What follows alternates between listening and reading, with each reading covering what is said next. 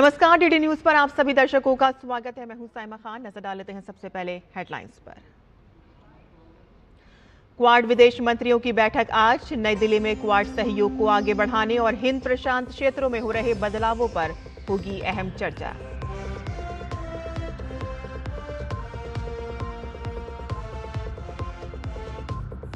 PM Modi ने दी पद्म पुरस्कारों से सम्मानित विशिष्ट हस्तियों को शुभकामनाएं। कहा कि भारत की ताकत ऐसे शानदार लोगों में जिनका काम हमारी यात्रा को बनाता है बेहतर। 66 विशिष्ट हस्तियों को पद्म पुरस्कारों से किया गया सम्मानित।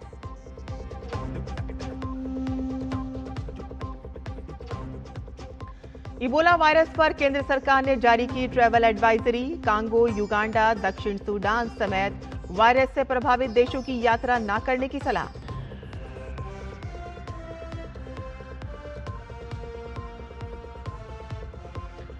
ट्रंप ने सऊदी अरब, कतर, पाकिस्तान, तुर्की, मिस्र और जॉर्डन से अब्राहम एकॉर्ड में शामिल होने की अपील। तो वहीं शांति वार्ता के बीच अमेरिकी सेना का दक्षिण ईरान पर हमला। आत्मरक्षा में बारूदी सुरंग बिछाने वाली नौकाओं पर साधा निशाना।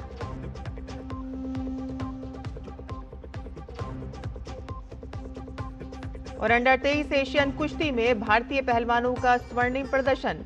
अक्षय टी धेरे और विक्की ने जीता स्वर्ण, तो वहीं 4 भारतीय महिला पहलवानों ने स्वर्ण किया अपने नाम। और अब समाचार विस्तार से। भारत की अध्यक्षता में आज क्वाड विदेश मंत्रियों की बैठक होगी। नई दिल्ली में होने वाली इस बैठक की मेजबानी विदेश मंत्री डॉक्टर एस जयशंकर करेंगे और बैठक में ऑस्ट्रेलिया की विदेश मंत्री पेनी वोंग, जापान के विदेश मंत्री तोशिमित्सु मोटेगी और अमेरिका के विदेश मंत्री मार्को रूबियो शामिल होंगे। बैठक के दौरान सदस्य देश क्वाड की मौजूदा पहलों की समीक्षा करेंगे और क्षेत्रीय व वैश्विक घटनाक्रमों पर चर्चा करेंगे, जिसमें समुद्री सुरक्षा, मजबूत आपूर्ति श्रृंखला, अवसंरचना विकास, महत्वपूर्ण एवं उभरती प्रौद्योगिकियां, जलवायु कार्रवाई और मानवीय सहायता एवं आपदा राहत जैसे विषय एजेंडे में शामिल रहेंगे। क्वाड को इंडो पैसिफिक क्षेत्र में रणनीतिक संतुलन और सहयोग के महत्वपूर्ण मंच के रूप में देखा जाता है। ये समूह समुद्री मार्गों की सुरक्षा, आर्थिक स्थिरता और क्षेत्रीय विकास के लिए साझेदारी को बढ़ावा देता है। हाल के वर्षों में तकनीकी सहयोग और आपूर्ति श्रृंखला सुरक्षा भी क्वाड एजेंडे का प्रमुख हिस्सा बन गए हैं। और इससे पहले क्वाड विदेश मंत्रियों की बैठक 1 जुलाई 2025 को वाशिंगटन डीसी में आयोजित हुई थी। नई दिल्ली में होने वाली क्वाड विदेश मंत्रियों की बैठक को क्षेत्रीय और वैश्विक सहयोग के दृष्टिकोण से महत्वपूर्ण माना जा रहा है और इससे इंडो पैसिफिक क्षेत्र में रणनीतिक साझेदारी और बहुपक्षीय सहयोग को नई मजबूती मिलने की संभावना है। राष्ट्रपति द्रौपदी मुर्मू ने सोमवार को राष्ट्रपति भवन में आयोजित वर्ष 2026 के पहले नागरिक अलंकरण समारोह में 66 हस्तियों को पद्म पुरस्कारों से सम्मानित किया। समारोह में 2 पद्म विभूषण, 6 पद्म भूषण और 58 पद्मश्री पुरस्कार प्रदान किए गए। समारोह में उपराष्ट्रपति सीपी राधाकृष्णन, प्रधानमंत्री नरेंद्र मोदी, केंद्रीय गृह एवं सहकारिता मंत्री अमित शाह समेत कई गणमान्य व्यक्ति मौजूद रहे। और प्रधानमंत्री नरेंद्र मोदी ने पद्म पुरस्कारों से सम्मानित हस्तियों को शुभकामनाएं देते हुए एक्स पर लिखा कि भारत की ताकत ऐसे शानदार लोगों में है जिनका काम हमारी मिलकर की गई यात्रा को बेहतर बनाता है।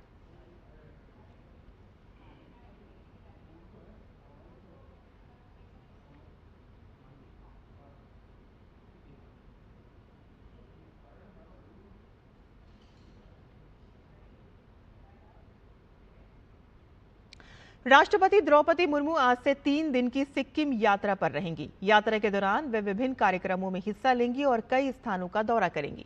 आज शाम को राष्ट्रपति गंगटोक में नामग्याल तिब्बत विज्ञान संस्थान जाएंगी। कल राष्ट्रपति नाथू ला दर्रे का दौरा करेंगी और वहां तैनात सैनिकों से बातचीत करेंगी और इसके बाद गंगटोक में सिक्किम विश्वविद्यालय के दीक्षांत समारोह में भी शामिल होंगी।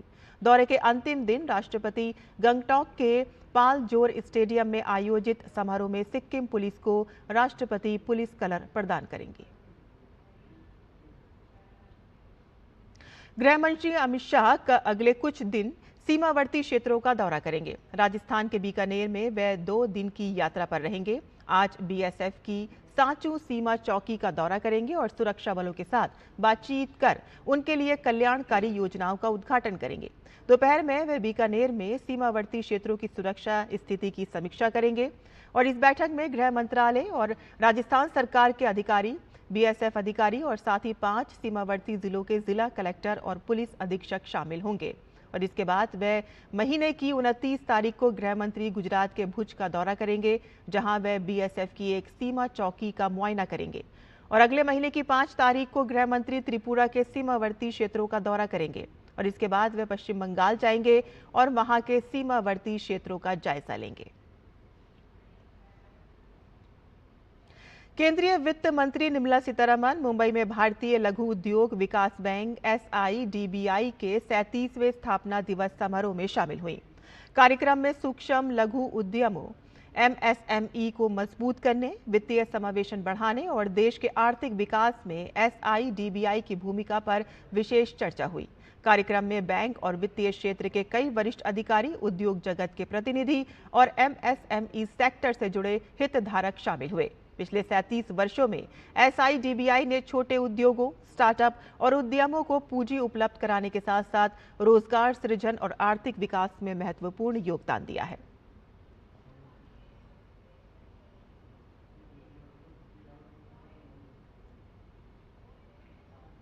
Growth story cannot move forward without micro, small and medium enterprises tailored to address the real needs of the MSMEs.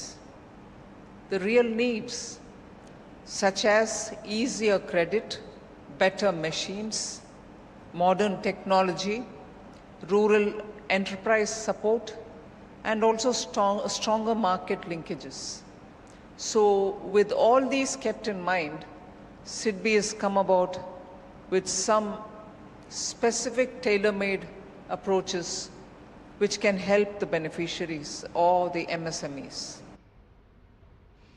केंद्रीय शिक्षा मंत्री धर्मेंद्र प्रधान ने देश भर के सभी मुख्यमंत्रियों, उपराज्यपालों और प्रशासकों को पत्र लिखकर 21 जून 2026 को निर्धारित नीट यूजी पुनः परीक्षा के सुचारू, निष्पक्ष और सफल आयोजन के लिए उनका सहयोग मांगा है।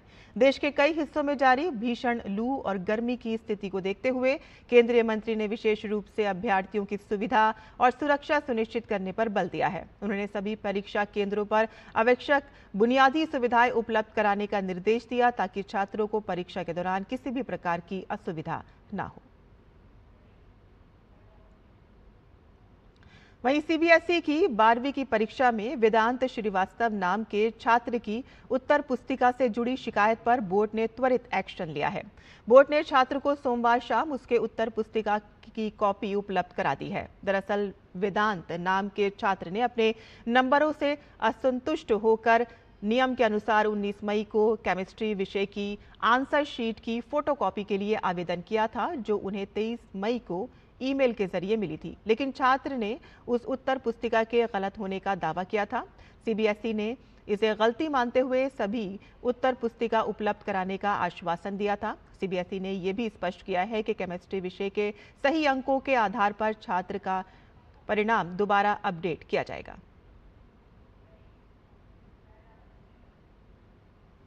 पंजाब के जालंधर सेंट्रल से आम आदमी पार्टी के विधायक रमन अरोड़ा को ईडी ने समन भेजा है। विजिलेंस की ओर से दर्ज भ्रष्टाचार के केस में जमानत पर चल रहे विधायक अरोड़ा की मुश्किलें फिर से बढ़ सकती हैं और बताया जा रहा है कि पंजाब विजिलेंस की ओर से विधायक के खिलाफ दर्ज एफआईआर को आधार बनाकर ईडी ने अब मनी लॉन्ड्रिंग को लेकर जांच शुरू की है। उन्हें 2 जून को पूछताछ के लिए पेश होने को कहा गया है। रमन अरोड़ा को पिछले साल 23 मई को विजिलेंस ने भ्रष्टाचार के केस में गिरफ्तार कर लिया था और उसके बाद वे करीब 6 महीने जेल में रहे और फिर उन्हें जमानत मिली। कुछ दिन पहले ही पंजाब सरकार ने विधायक को उनकी सुरक्षा भी वापस कर दी। केंद्रीय वाणिज्य और उद्योग मंत्री पीयूष गोयल कनाडा के दौरे पर हैं। पीयूष गोयल ने कनाडा के प्रधानमंत्री मार्क कार्नी से मुलाकात की और प्रधानमंत्री नरेंद्र मोदी की ओर से हार्दिक शुभकामनाएं दी। उनकी हाल की भारत यात्रा को सहर्षपूर्ण याद किया और जिससे भारत कनाडा साझेदारी को एक नई गति और नया आत्मविश्वास प्रदान किया है।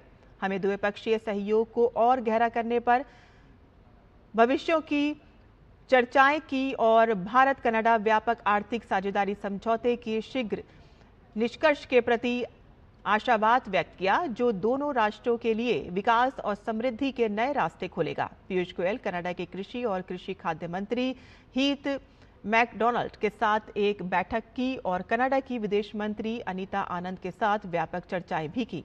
भारत कनाडा रणनीतिक साझेदारी के लिए व्यापार, निवेश और प्रौद्योगिकी संबंधों के महत्व पर जोर दिया और साथ ही इस बात पर प्रकाश डाला कि भारत का तेजी से विस्तार करता बुनियादी ढांचा, नवीकरणीय ऊर्जा, लॉजिस्टिक, डिजिटल इंफ्रास्ट्रक्चर और उपभोक्ता क्षेत्र तथा अन्य क्षेत्र अधिक सहयोग और निवेश के लिए महत्वपूर्ण अवसर प्रदान करते हैं। और यहाँ बुलेटिन में रुकते हैं एक छोटे से ब्रेक के लिए। हम जल्द हाजिर होंगे, आप देखते रहिए डीडी न्यूज।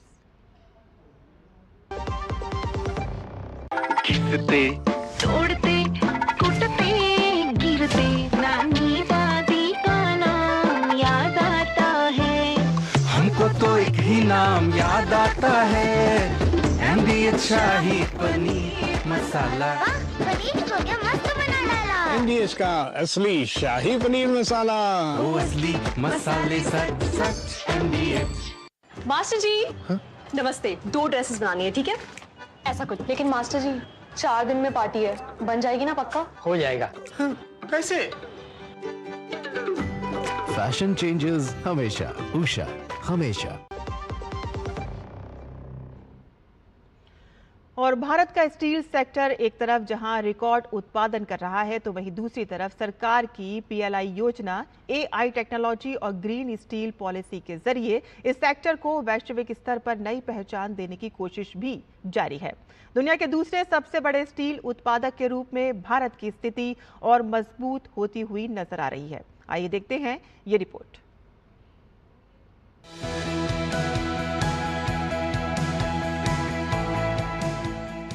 देश में तेजी से बढ़ते इंफ्रास्ट्रक्चर निर्माण, मेट्रो परियोजनाओं, रेलवे नेटवर्क, हाउसिंग और मैन्युफैक्चरिंग विस्तार ने स्टील की मांग को रिकॉर्ड स्तर पर पहुंचा दिया है। यही वजह है कि वित्त वर्ष 2026 में भारत का कच्चा स्टील उत्पादन वित्त वर्ष 2025 के 152.2 एमटी से बढ़कर 168.4 एमटी हो गया, जबकि फिनिश्ड स्टील उत्पादन सालाना आधार पर 9.7% बढ़कर 160.9 एमटी तक पहुंच गया। फिनिश्ड स्टील की खपत भी लगातार बढ़ रही है। वित्त वर्ष 2015 में जहां खपत 77 मिलियन टन थी, वहीं वित्त वर्ष 2026 में ये बढ़कर 163.7 मिलियन टन तक पहुंच गई। सरकार के अनुसार निर्माण और इंफ्रास्ट्रक्चर सेक्टर कुल स्टील मांग का लगभग 68% हिस्सा बना हुआ है। भारत ने दुनिया के दूसरे सबसे बड़े स्टील उत्पादक के रूप में अपनी स्थिति बरकरार रखी है। वैश्विक कच्चे स्टील उत्पादन में भारत की हिस्सेदारी 2014 के 5.2% से बढ़कर 2024 में 7.9% हो गई। वहीं निर्यात के मोर्चे पर भी बड़ा उछाल देखने को मिला है। वित्त वर्ष 2026 में फिनिश्ड स्टील निर्यात 35.8% बढ़ा, जबकि आयात में 46% से ज्यादा की गिरावट दर्ज की गई। मार्च 2026 के अकेले स्टील निर्यात में 29.1% की वृद्धि हुई। आयात 9.5% घटा। यूरोप और मध्य पूर्व भारत के बड़े स्टील बाजार बनकर उभरे। सरकार ने जहां स्टील के घरेलू उद्योग को संरक्षण देने के लिए कदम उठाए, तो वहीं सरकारी परियोजनाओं में स्वदेशी स्टील के इस्तेमाल पर बढ़ावा भी दिया। स्पेशलिटी स्टील के लिए शुरू की गई प्रोडक्शन लिंक्ड इंसेंटिव यानी कि पीएलआई योजना भी अब असर दिखाने लगी है। 6,322 करोड़ रुपए की इस योजना के तहत अब तक 44,106 करोड़ रुपए के निवेश प्रस्ताव मिले हैं। कंपनियां अब तक 23,022 करोड़ रुपए का निवेश कर चुकी है और 2.4 मिलियन टन नई उत्पादन क्षमता तैयार हुई है। इस योजना से 13,264 प्रत्यक्ष रोजगार पैदा हुए हैं और अब तक इस योजना के तहत 236 करोड़ रुपए की प्रोत्साहन राशि जारी की जा चुकी है।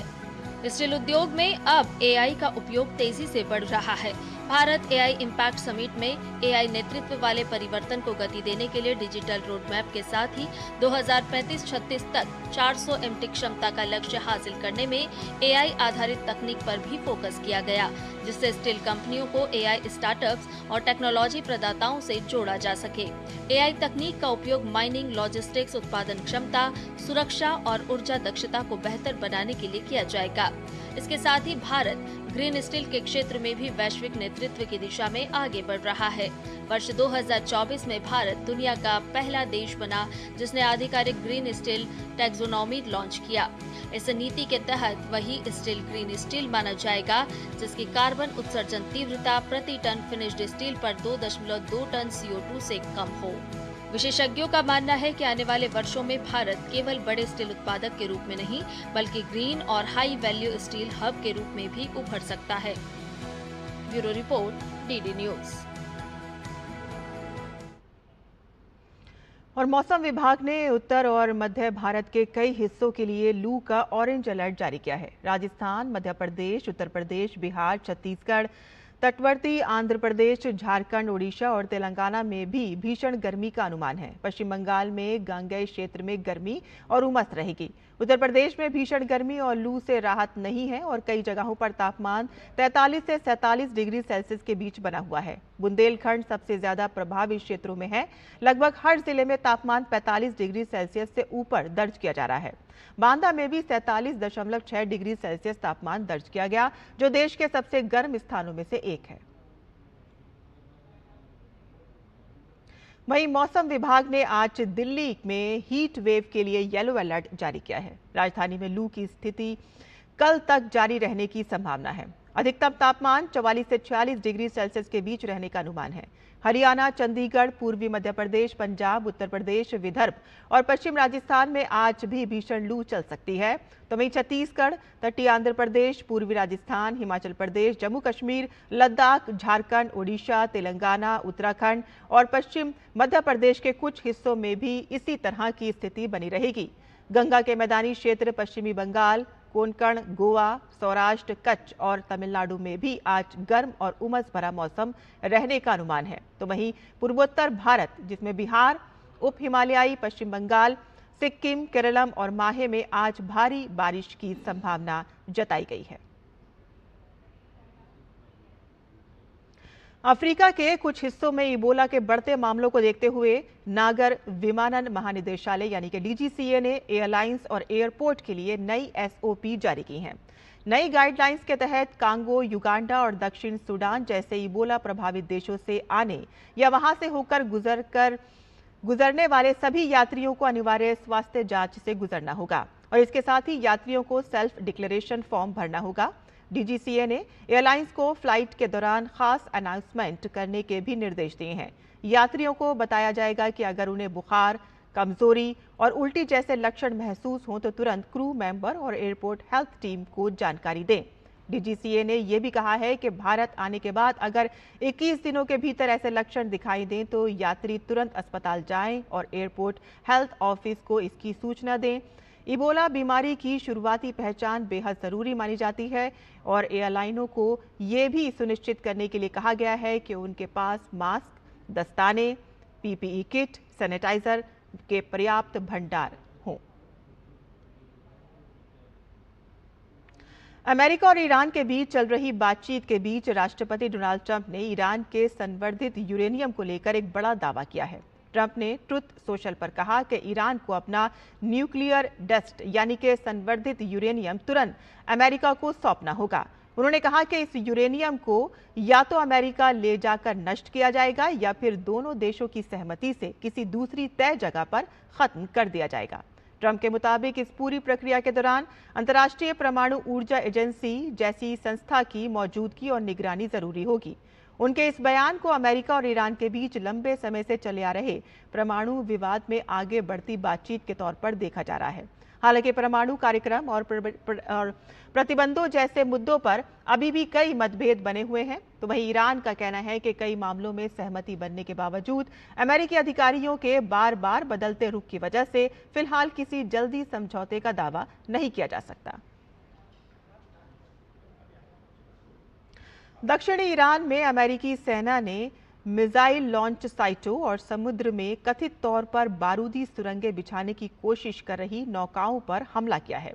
अमेरिकी सेंट्रल कमांड के अनुसार यह कार्रवाई क्षेत्र में तैनात अमेरिकी सैनिकों को संभावित खतरों से बचाने के लिए की गई है और यह हमला ऐसे समय में हुआ है कि जब अमेरिका और ईरान के बीच संघर्ष विराम लागू है और शांति वार्ता जारी है।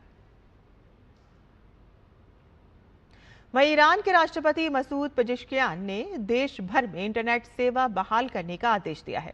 ईरानी अधिकारियों ने 37 दिन से अधिक समय में देश भर में इंटरनेट बंद कर दिया था। जानकारी के अनुसार अमेरिका ईरान संघर्ष के दौरान इन प्रतिबंधों ने आम नागरिकों की सूचना तक पहुंच को बाधित किया और साथ ही इंटरनेट पर निर्भर व्यवसाय को भी प्रभावित किया था।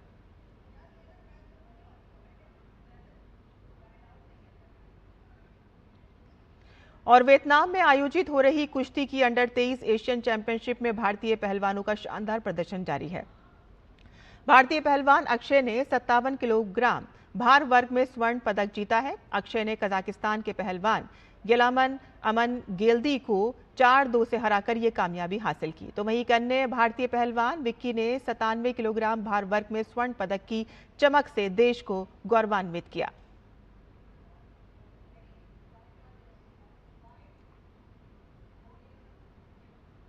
महिला वर्ग में भी भारतीय पहलवानों का दबदबा देखने को मिला। 53 किलोग्राम वर्ग में मुस्कान ने मेजबान वियतनाम की थी माय लिन युन को 6-2 से हराकर गोल्ड मेडल जीता। तो वहीं 57 किलोग्राम में तपस्या ने कजाकिस्तान की अल्तीन शागायेवा को पटखनी देते हुए स्वर्ण पदक अपने नाम किया। 62 किलोग्राम वर्ग में भाग्यश्री एच फंड ने किर्गिस्तान की टेनिस दुबे को 4-0 से हराकर भारत की झोली में एक और गोल डाला। और पुलकित ने भी शानदार प्रदर्शन करते हुए 65 किलोग्राम वर्ग में किर्गिस्तान और मंगोलिया के पहलवानों को हराकर स्वर्ण पदक जीता। हालांकि 72 किलोग्राम वर्ग में अमृता शशिकांत पुजारी को फाइनल में हार का सामना करना पड़ा और उन्हें रजत पदक से संतोष करना पड़ा।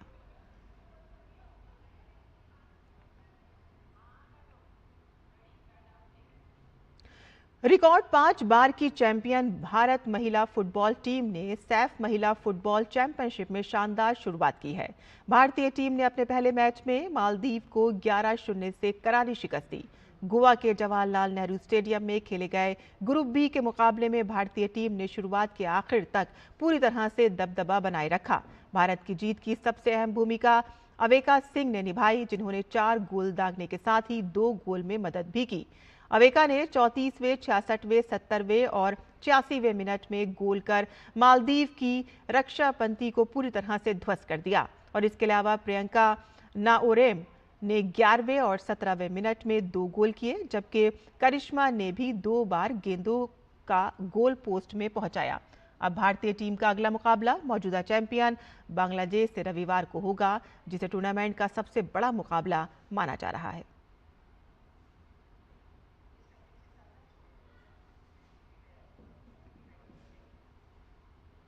26 मई 2015 वो दिन जब देश के अन्नदाताओं को समर्पित एक नई पहल की शुरुआत हुई। प्रधानमंत्री नरेंद्र मोदी ने डीडी किसान चैनल का शुभारंभ किया, एक ऐसा मंच जिसने खेती किसानी को सिर्फ खेतों तक ही सीमित नहीं रखा, बल्कि किसानों को जानकारी, नई तकनीक और जागरूकता से जोड़ने का काम भी किया। आज डीडी किसान अपने स्थापना दिवस का 11 साल पूरा कर रहा है और इस खास मौके पर आपको छोड़े जाते हैं हमारे सहयोगी शमीम अख्तर की इस विशेष रिपोर्ट के साथ। आप इस रिपोर्ट को देखिए और हमें अनुमति दें। नमस्कार।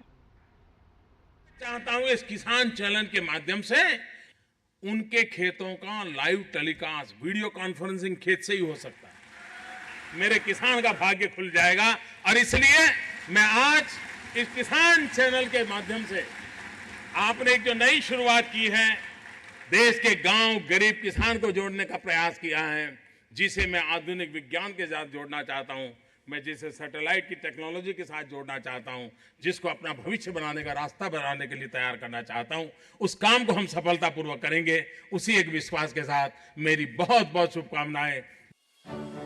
खेती सिर्फ अन्न उत्पादन का माध्यम नहीं बल्कि देश की अर्थव्यवस्था की मजबूत नींव है। और इसी सोच के साथ 26 मई 2015 को प्रधानमंत्री नरेंद्र मोदी ने डीडी किसान लॉन्च किया था। डीडी किसान, बदलते भारत की शान। डीडी किसान एक ऐसा चैनल जिसने किसानों को खेती, मौसम, मंडी भाव और नई तकनीकों से जोड़ने का काम किया। डीडी किसान ने खेती को सिर्फ खबरों तक सीमित नहीं रखा बल्कि किसानों की समस्याओं, सफलताओं और नए प्रयोगों को भी देश के सामने रखा। हमारे लिए बहुत खुशी और गर्व की बात है कि हमारा डीडी किसान 11 साल पूरा कर रहा है। 2015 में मई के महीने में ये शुरू हुआ था।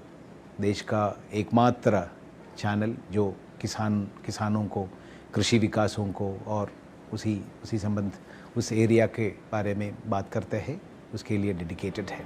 समय के साथ डीडी किसान भी बदला। अब टीवी के साथ साथ डिजिटल प्लेटफॉर्म्स और सोशल मीडिया के जरिए भी किसानों तक पहुंच बनाई जा रही है ताकि खेत में मौजूद किसान भी मोबाइल पर तुरंत जानकारी हासिल कर सके। यही नहीं, तकनीक के इस नए दौर में डीडी किसान ने एआई तकनीक को भी अपनाया है। चैनल के एआई एंकर्स कृषि और भूमि, खेती किसानी से जुड़ी जानकारी को नए और आधुनिक अंदाज में दर्शकों तक पहुंचा रहे हैं। गत 11 वर्षों में हमने विविध कार्यक्रमों के माध्यम से लैब में होने वाले उन प्रयोगों को लैंड तक ले जाने का कार्य किया है।